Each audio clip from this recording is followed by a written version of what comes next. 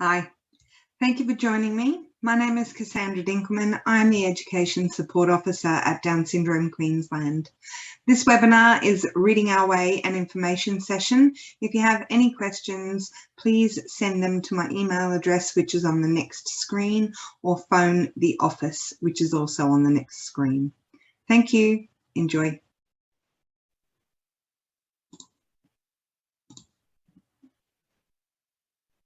Here's my information. The phone number 3356-6655 and my email address edsupport@downsyndromeqld.org.au. This webinar is providing a general overview and information about Reading Our Way kits, which involves the research behind it. Or which includes the research behind it. We have Facebook pages and websites for Reading Our Way and for Down Syndrome Queensland. And for Down Syndrome Queensland, we also have a YouTube channel. If you would like any support regarding teaching a student in your school, please contact our lead education consultant.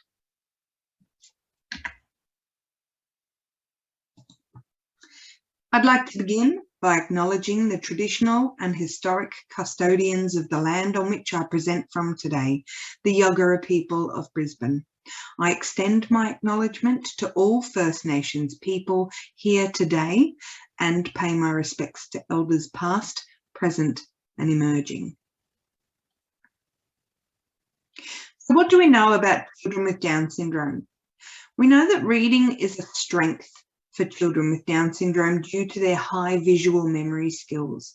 And this means that supporting information visually can help students to retain information better. We know that children introduced to literacy in preschool years reach the highest levels of achievement throughout life. And we know that people with Down syndrome make use of their high visual memory skills to read, but it may take them longer to be able to use phonics. We know that visual information can be processed much more quickly than and with more success than verbal information, which means that learning from listening is difficult, but learning from looking is much easier, which is why we encourage the use of visuals wherever possible. But despite difficulties with verbal short-term memory, visual memory is identified as a relative strength. So a student is likely to remember something that they have seen much more than something they have heard. Research also tells us that a sight-word approach to reading is frequently recommended. Research suggests that exposure to literacy activities can improve spoken language skills, memory, speech, articulation, and grammar. And so by using a visual reading program, 70% of individuals with Down syndrome achieve functional levels of literacy by adult life. It might take them a little bit longer to achieve, but it is possible. And the notion of a plateau or a point in which reading development ceases is a myth. People with Down syndrome are lifelong learners. If a child can't learn the way we teach them, maybe we should teach the way they learn. I really like that as something to consider. Characteristics of Down syndrome that affect reading. So a student may experience some of these, possibly not all of them, but certainly some of them. Intellectual impairment, retaining information can become difficult because of this. Difficulties with verbal short-term memory, limited auditory processing capacity, so it takes longer to process auditory information than visual information. Vision difficulties. 100% of people with Down syndrome have visual acuity, which means they're lacking the fine details and sharp contrasts, even with properly fitting glasses. But not all students with Down syndrome require glasses. Hearing impairment could have an effect as well, and this is because of students with Down syndrome's more small eustachian tubes, and the verbal capacity of a student with Down syndrome is going to be affected, or is going to affect their ability to read as well. So why do we teach reading? It develops a range of speech and language skills. Reading may form a pathway to oral language development, where children learn to read words which then form part of their expressive language.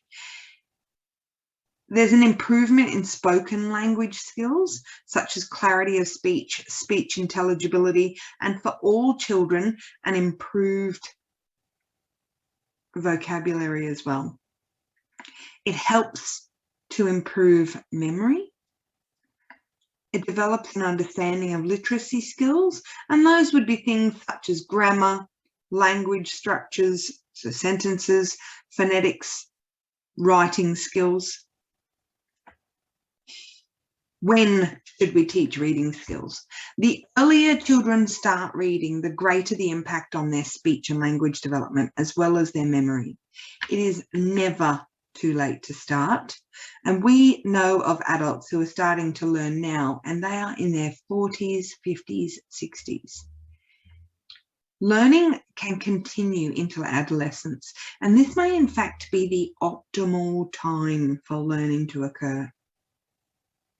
We do this through activities that are meaningful to the participants and have purposeful outcomes. So they need to be able to make connections between their personal lives and the literacy activities that they engage in. The texts and tasks need to be chosen around that person's interests and the outcomes that are evident to the students, with outcomes that are evident to the students. So as a result, they remain highly motivated. Making it meaningful to the individual, really. What should we do in terms of beginning reading? This is the order that we would recommend using. So the progression is based on strengths and learning styles of students with Down syndrome. It builds a firm foundation, which will in turn develop a love of reading and a sense of accomplishment. So we start with personally significant words, so family names, friends' names, pets, favourite foods, places, sports, in conjunction with pictures to match those as well. So starting off with picture to picture, and then picture to word, and then word to word. And then you would move on to words that motivate and engage the student. So words that they've already heard, that they're familiar with. Words then that they already use in their speech. So for example, some of my son's earliest words were run, stop, and faster, because we like taking part in parkrun. So they would have been his first words. High frequency words, and then unknown words. Colligan says that skilled readers require the ability to recall memorized words and the ability to apply letter sound rules to decode unknown words. So when we do incorporate phonics, well, where's that going to happen? What we want you to know is that we know and understand that phonics is important, but it's covered at a later stage. Once students have that ability to recall memorized words, which happens after they've got about 100 words or so, then that would be the best time for them to start to learn phonics.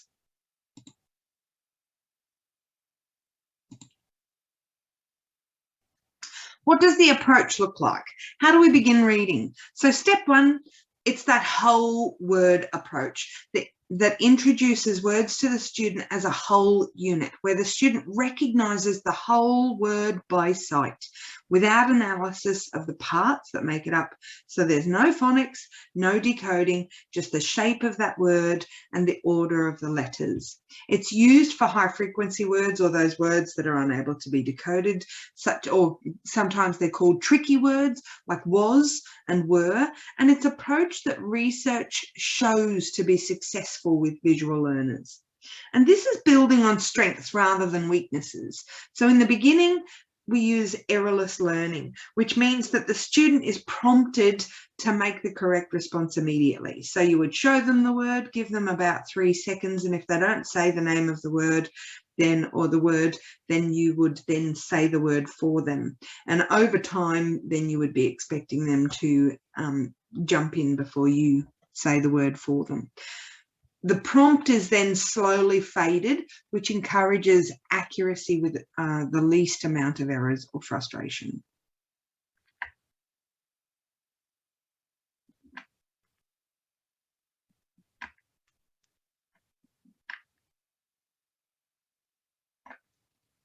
Let's get into the details of Reading Our Way then. So the program was developed by Down Syndrome Queensland with 5 levels.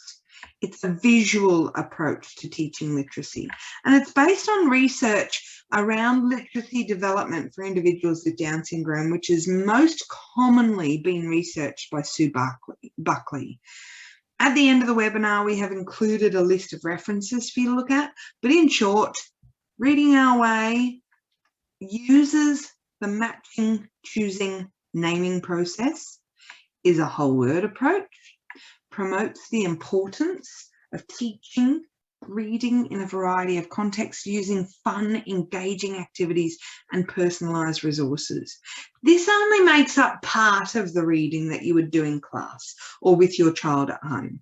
You'd still need to include areas such as comprehension and phonics, but it's a great tool for establishing confidence in reading. And now for a video we have of a teacher's perspective of using Reading Our Way in the classroom.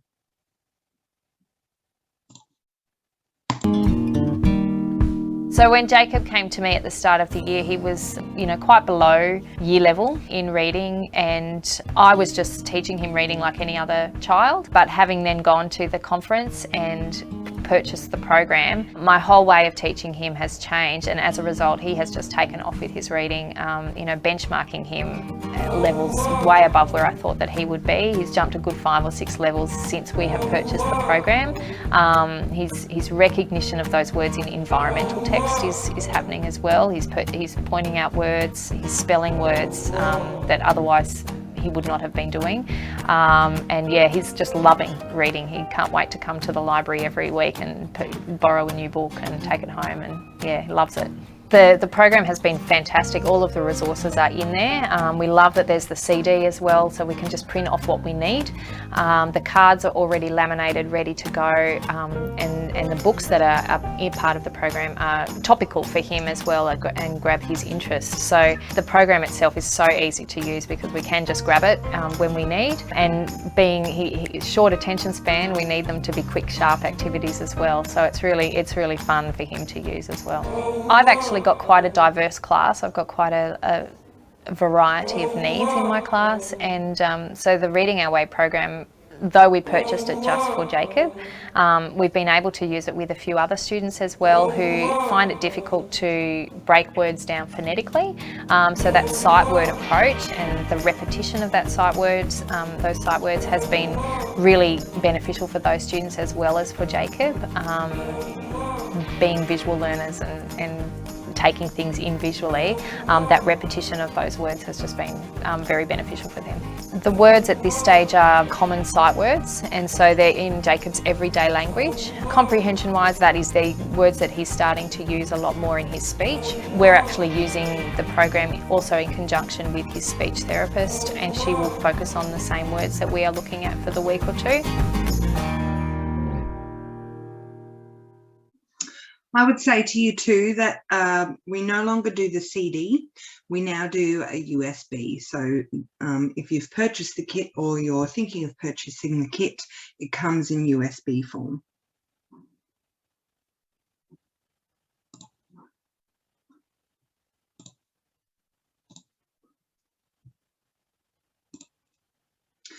So just to recap, the teacher isn't just using it for the students with Down syndrome at the school. You could be using it with other students, and we know of schools who do this. as I said, we no longer provide the CD. We provide a USB now. So we start with matching. Matching a word or a picture with another word that is exactly the same. And we use that errorless learning with that. So showing it, giving them about 3 seconds, and then saying the word. And over time, the idea is that they are able to say that word quickly, recognizing the word quickly. Simultaneous prompting then. So speak the name of the word immediately to the student in order to scaffold and build their understanding. So for example, dog, can you find the word dog? If it's possible, encourage the student to repeat the name. And then say the word as much as possible to the student during this phase. So you're repeating the word, modelling to the student and giving it context. I would also think about adding the sign for the word too, if the child has been using sign. And so then we move on to choosing. Choosing one word from a group after hearing the word aloud. So for example, there are a selection of words. Dog. Can you find the word dog? Where is dog? Learning to associate the spoken word with the written word as a whole and the shape of it, the length of it. Hear it, find it. That's what we're working on during this phase. If the student's having difficulty, then limit the number of options available. So for example, start with only 2 words and then they move on to 4 words and so on. And the choosing process allows the student to demonstrate that they can read the word without having to say it. So at this stage, if they are unable to speak, then you still have that opportunity to be able to help them to show that they understand which word is the correct one. It's not essential for them to say it back as long as they recognise it.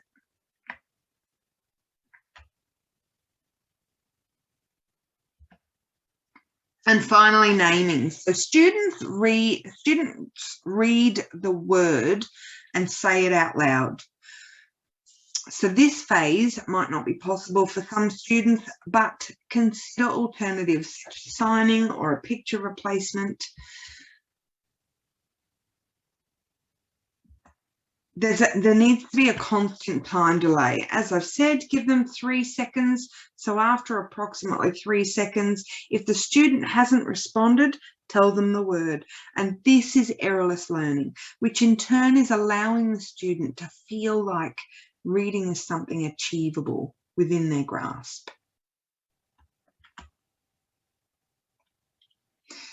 So the kits. We'll look at the kits then in a bit more detail. The kits include foundation, beginner, intermediate, advanced, and then extension. And we start with the foundation. So that includes both pictures and words. So the student would start with matching, choosing, and naming with the cards, as well as the accompanying activities that are available when you purchase it. You start with 2 pictures, as with the mat on the left-hand side, and then you build up to 4, and then you move on to 6. And initially, you're focusing only on matching the picture to the picture. So the picture of the mum goes on top of the picture of the mum.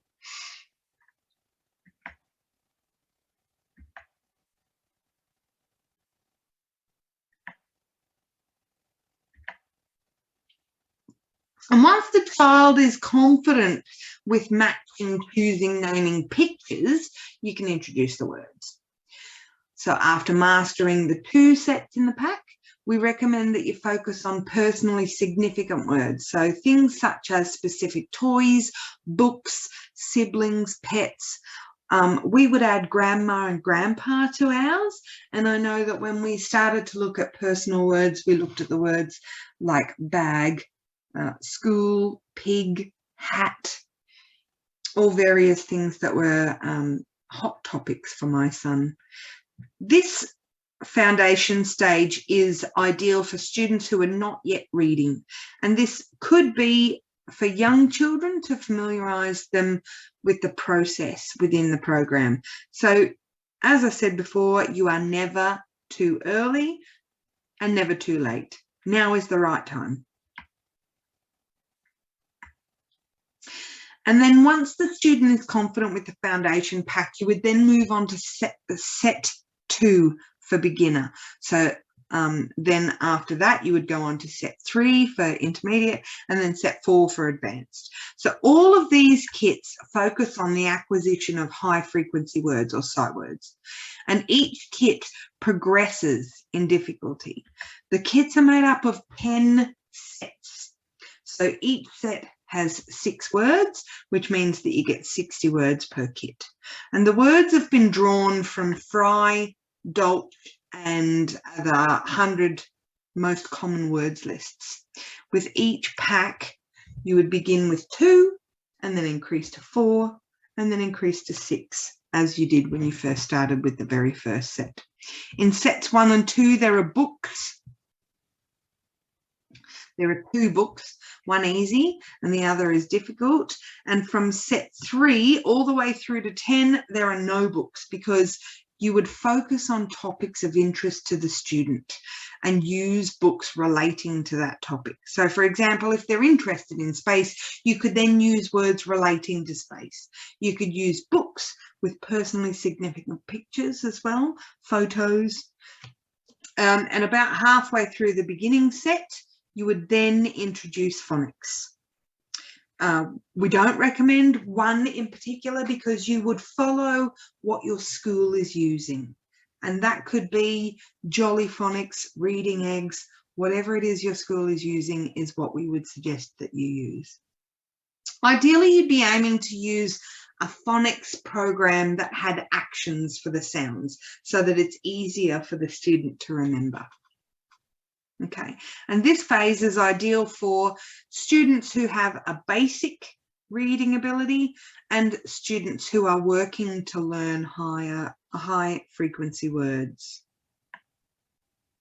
And then finally, the extension kit. So this focuses on the acquisition of subject-specific vocabulary, the higher order words.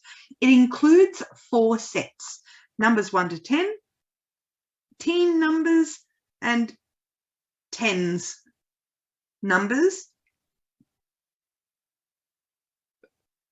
as well as colours. It encourages the use of personal subject-specific vocabulary drawn from the classroom. So, for example, science words, when you're working on a particular topic and need those words to be familiar to the student, learning about the life cycle of a frog would include words used in that topic. So, you know, all the tadpole, all the words that were appropriate for that subject, then you would include those. And this phase is, sorry, I keep doing this. This phase is ideal for primary school students to develop reading skills in the areas of maths, as well as new theme vocabulary, or high school students or older who encounter a lot of new subject-specific vocabulary. So they could be incorporating it into their sight words so that when the vocabulary is needed, they're more able to read those words.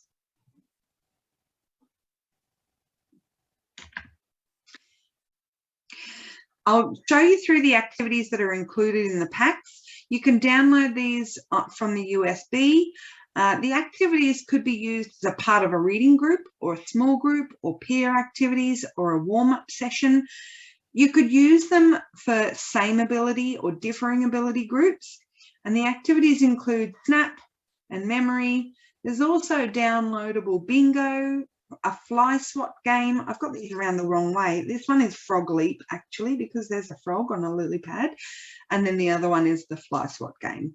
So you just need to purchase the fly swats. And actually, I've discovered recently that Big W has packs of fly swats that have a hand on them, like in the video with Jacob before.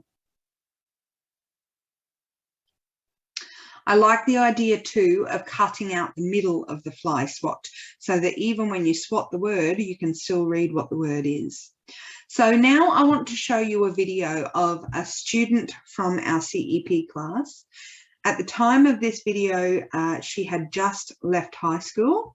In the video, she's using Reading Our Way to read the words, then match the words, and then put them into sentences. So here we go. You want to match some words? Yeah. Okay. First.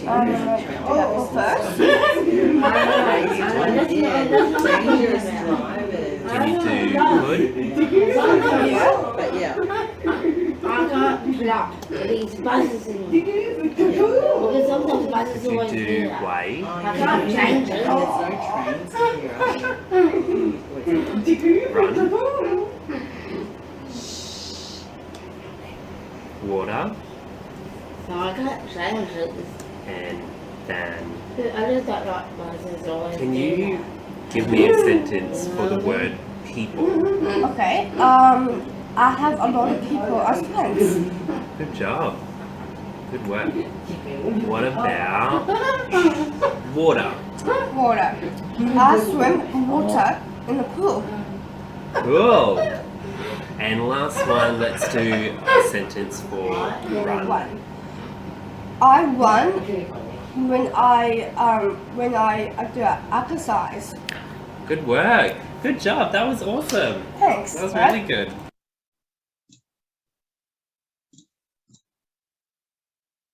Okay.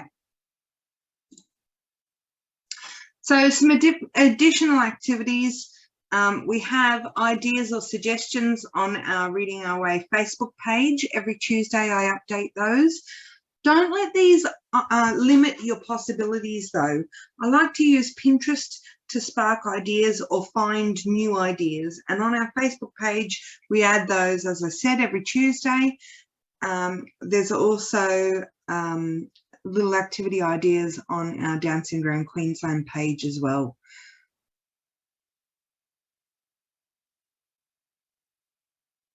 What I would suggest is that you incorporate as many additional activities as possible.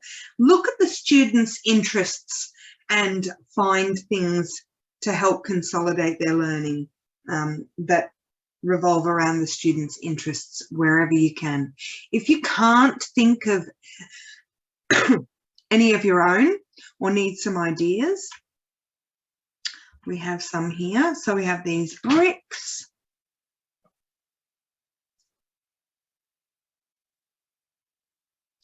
So a word building activity, which is an errorless game because you can see the word already formed. This I Spy one, I made this one recently with rice, and I bought a pencil case online that had a window as well. So the students can shake it around and see their words inside. Then you would have maybe a target game with the words, maybe a building blocks words. So here are all the words that I know. Let's build a tower and see how tall our tower can be. A fishing game, ice cubes and picking them up with tongs. Maybe a bubble wrap pop game, fine motor game. Always a good idea to get out with chalk and write those words on the cement, on paths. You could use these where they could read the word, trace the word, build the word and write the word. Or maybe they could use a sensory bag such as this one. And again, you could do this with rice where they can push the bits of rice out of the way so that they can find the words. And once they find the words, they read the word. Or you can do sight word bowling, those sorts of things. So many ideas on Pinterest. Don't forget our little clips that we do on Tuesdays. But then once you've got these sorts of things, how do you then include it into doing things in the classroom?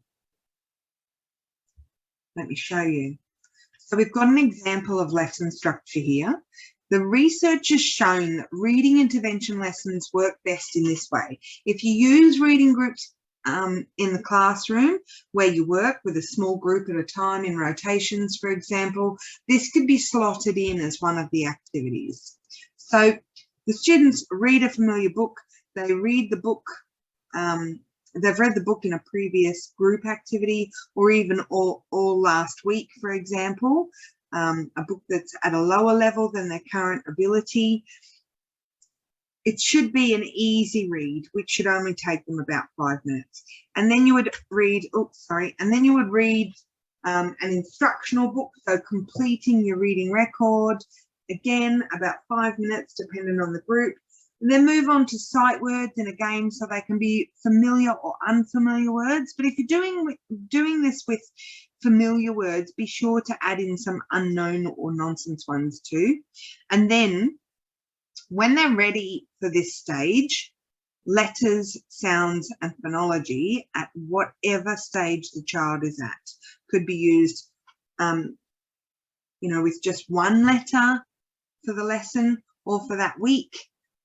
It's important to revise those skills, particularly for children with an intellectual impairment, because it's likely to take them longer to retain the information. And finally, a shared or guided reading session at the instructional level.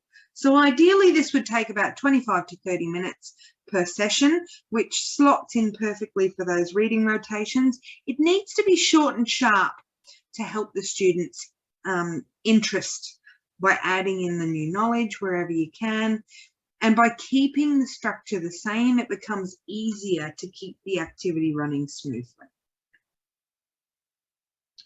So then, as a literacy strand, you would look at, firstly, a new word, revise the previous words learnt, introduce one new word a day, and it's best to choose words related to the class topics or work, and then introduce and discuss the new words. So written, spoken, and pictorial. Create a word web of what we know about the word, for example, and then move on to the word meaning and contexts. So any word that might have multiple meanings, make sure that you have things like a picture sort or a matching word to meaning type of activity. On the next page, I've got an example of a resource that you can make for those words, such as duck and park and glass. And then you would move on to expressive language, which is the verbal, putting the word into a sentence as the student did in the video previously. Expressive language written, then we would move on, and then perhaps writing the sentence. So if they're unable to write, you could do a close activity, or where they could fill in the correct word, or you could be catering for the student at whatever level they're at. So sentence writing, sentence sort, whatever is appropriate for that student. These activities could be again done in a rotation. So either in a mixed ability or same ability. You could use it in a peer tutoring activity. Children learn faster if we make learning about their own world. So particularly if you are incorporating their peers into that learning, isolated students are less likely to engage or retain information. And you'll find that they're more likely focused on why they're being isolated or what others think of them. What am I missing out on? So where you can, make an activity that is within the classroom, part of the activities already going on or planned. And here are some of the examples that I was talking about. So those word webs, the words with multiple meanings,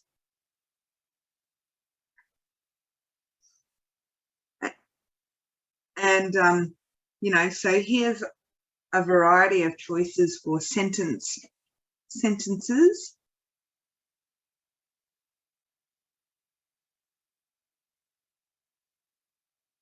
You'll find these in our shop under the education publications. They come for a small fee, but you'll also find packs of them in there. They are packs. So have a look on the shop, in the shop.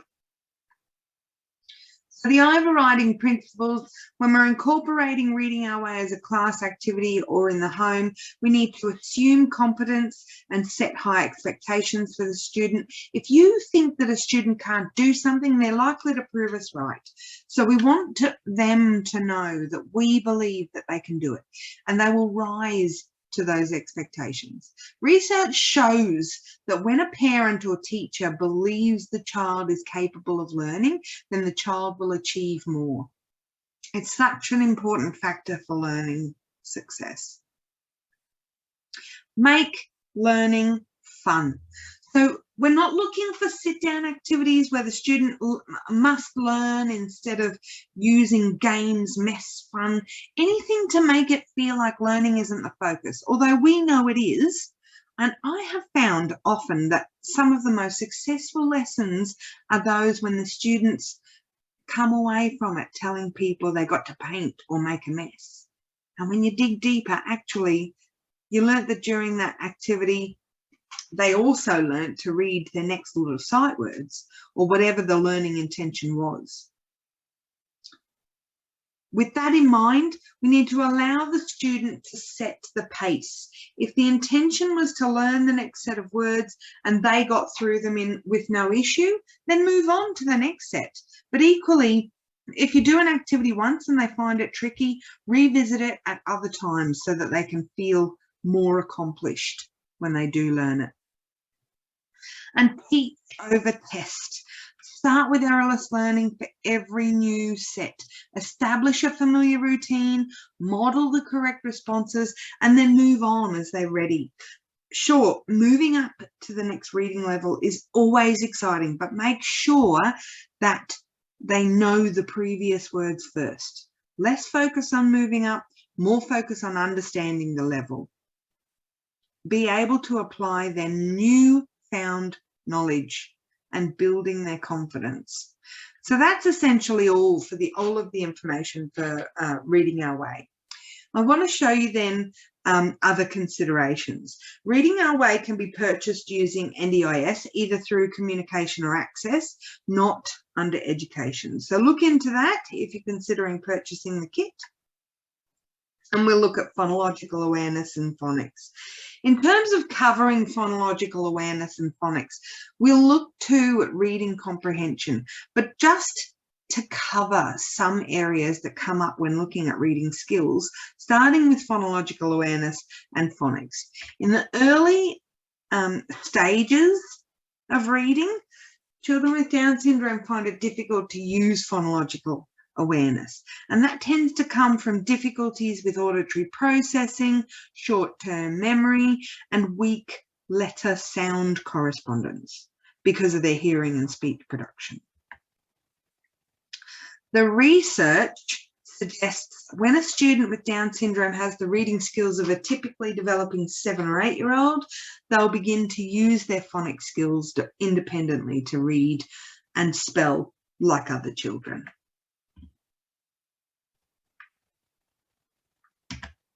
And there's an understanding of phonics that is needed to read unfamiliar words. So therefore, we need to teach whole word reading and phonics, as long as it's at an appropriate stage.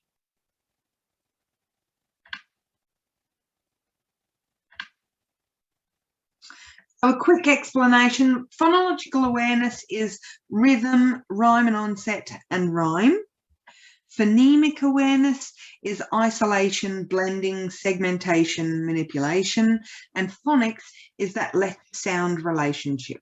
So traditionally, when we're teaching about phonological awareness, we're using some of the activities that I'm going to list down here. So we've got rhythm and symbols, so clapping, hopping, jumping the sounds in the words, rhyming, and it could be nonsense rhymes, poems, Dr. Seuss, for example. Word families, students may have difficulty with auditory discrimination, so we'll always have visual supports. Some examples might be the at, an, op in the picture, and you can use real words or make up nonsense words as well. Blends and digraphs such as k, der, or, sn, or ch, and segmenting, say it, move it. So practice repeating sounds and segmenting or blending 2 or 3 sound words. And for example, where is it? Oh, here we go. So the word zip. You can see there we've got the letters separated out, and then they could be working on segmenting to read that word.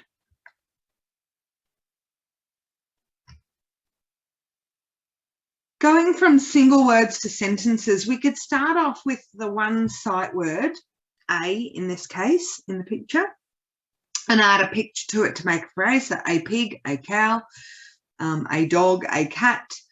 Then adding more sight words to make the sentences. I see a cow. I can see a sheep. When the student's ready to move on to writing,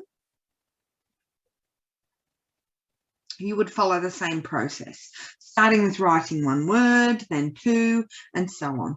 You could use small whiteboards, Magnadoodle. I say Magnadoodle, but I'm not entirely sure what sort it is.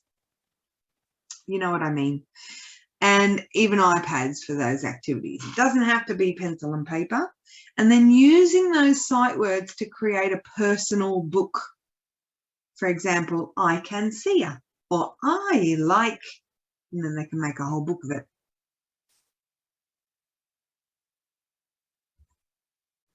So reading comprehension is an area that we tend to receive lots of questions about as well. Students with Down syndrome often struggle with comprehension, and there tends to be a lot of a lag, of about 2 grade levels.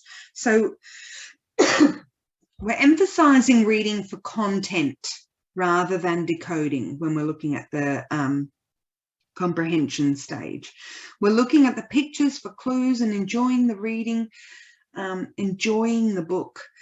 If we're focusing on comprehension, then the reading part needs to be easy. You wouldn't expect children to need to decode the words in the text if the focus was on comprehension, because then they're focused on decoding. They have to be 2 separate things. Comprehension is fastest and easiest when the child is reading material that is of high interest for them. So, in other words, a personal topic. That's when you're going to have the most success with their reading.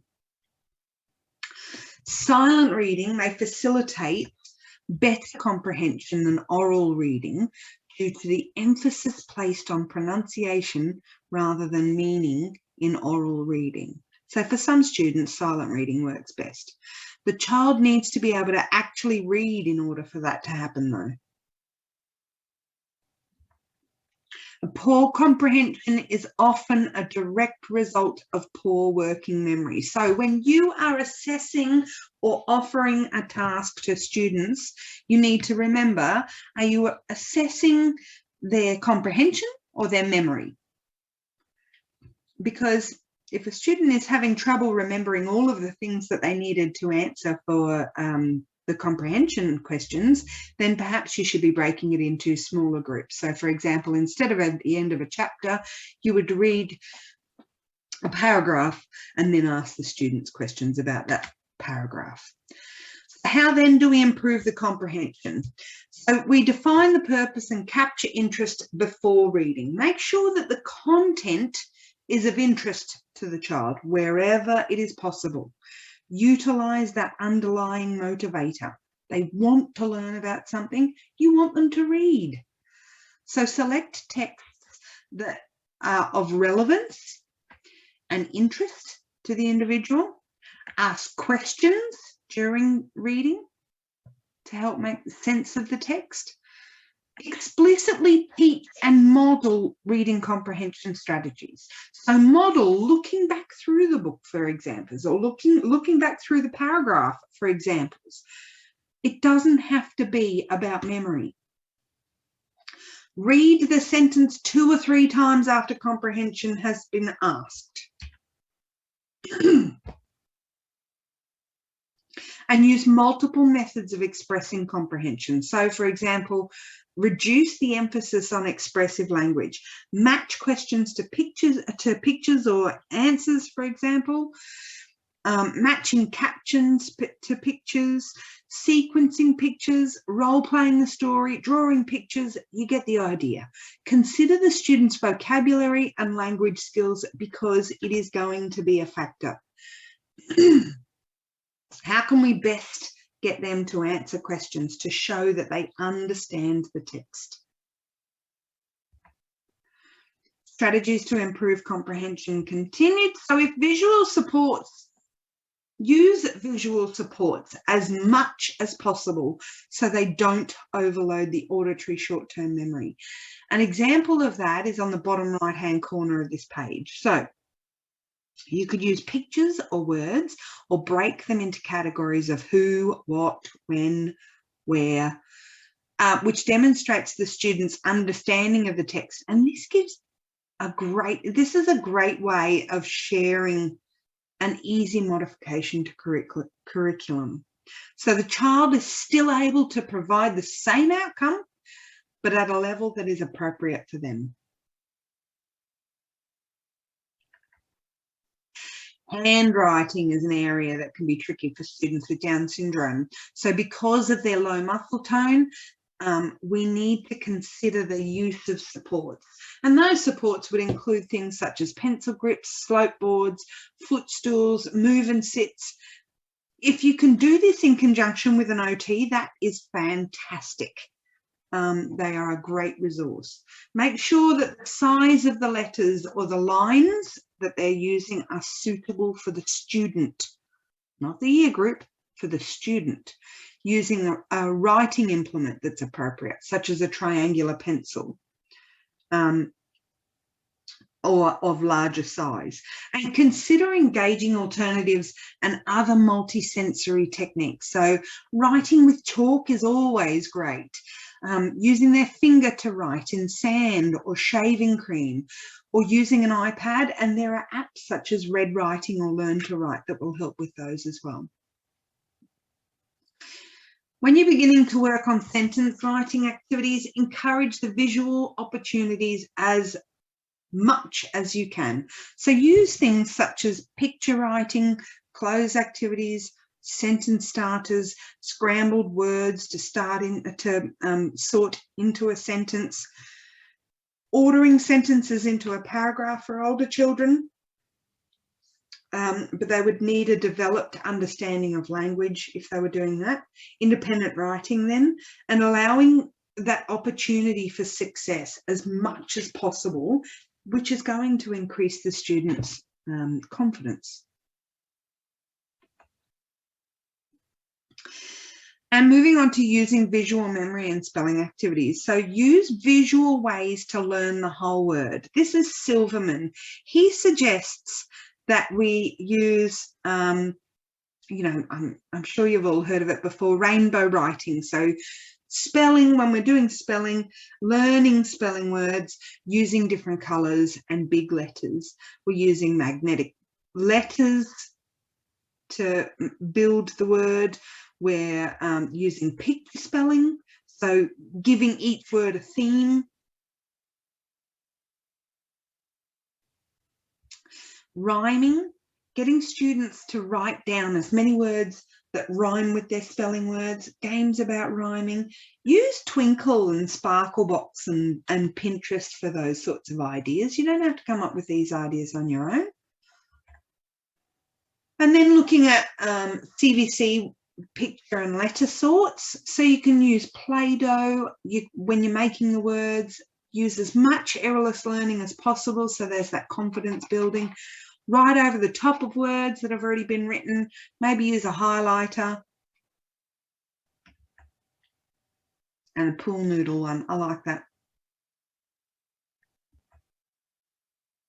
There we go. Some easy and fun activities. So here are the references for anything that we've used in terms of research or resources. There's another page as well. Don't forget to utilise our website. The resources can be found either in the Education Resource Hub or the shop. Our Facebook pages with both Reading Our Way and Down Syndrome Queensland have activities posted every Tuesday. And you can also find all of our little videos and recordings of previously recorded webinars on our Down Syndrome Queensland YouTube channel. Are there any questions? I feel like I went through that rather quickly, but it doesn't look like I have. My email address is there down the bottom, edsupport@downsyndromeqld.org.au. The work phone number is 073356 6655.